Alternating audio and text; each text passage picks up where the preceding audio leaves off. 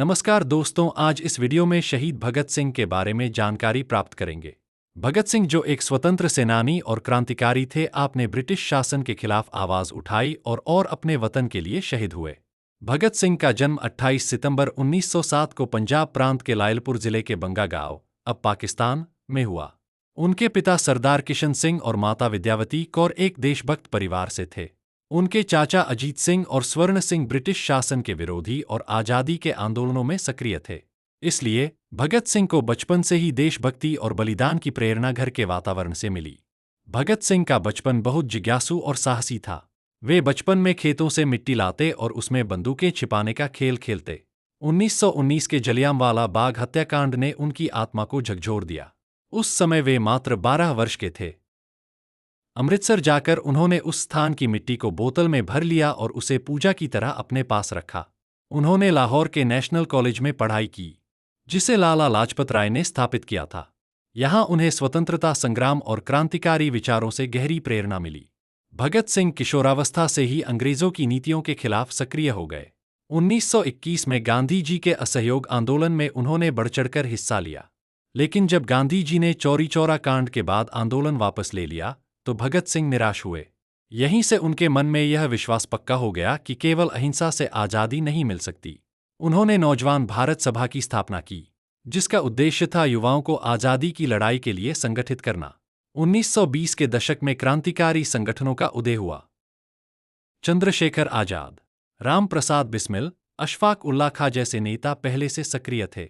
भगत सिंह ने भी HSRA join किया और समाजवाद को अपना आदर्श बनाया।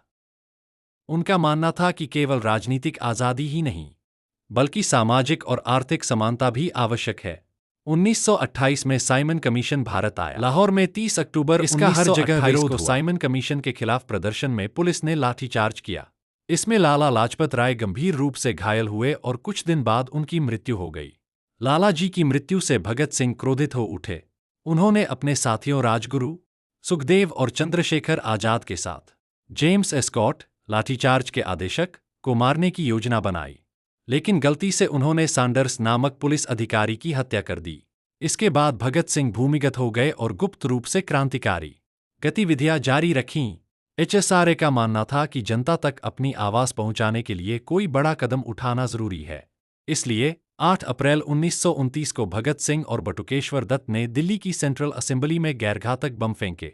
उनका उद्देश्य किसी को मारना नहीं, बल्कि बहरों को सुनाने के लिए धमाका करना था। वे बम फेंक कर भागे नहीं, बल्कि वहीं खड़े होकर गिरफ्तारी दी।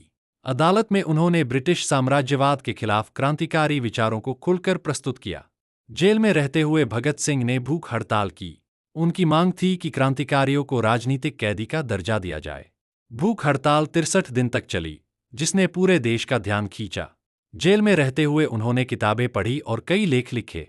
उनकी प्रमुख कृतियां थीं मैं नास्तिक क्यों हूं, विद्रोही, क्रांति की आवश्यकता, थे, सैंडर्स हत्याकांड और बम कांड में भगत सिंह, सुखदेव और राजगुरु को फांसी की सजा सुनाई गई।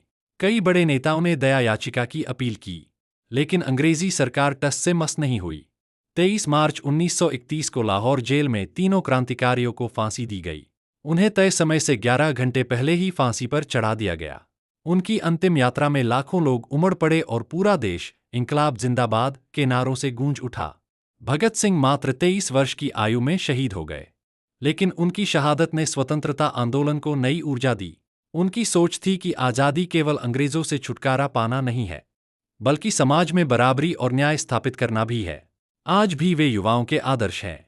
भारत में हर जगह उनकी प्रतिमाएं, पुस्तकें और गीत उनके बलिदान की गवाही देते हैं। वे केवल स्वतंत्रता सेनानी नहीं, बल्कि क्रांति के प्रतीक बन चुके हैं।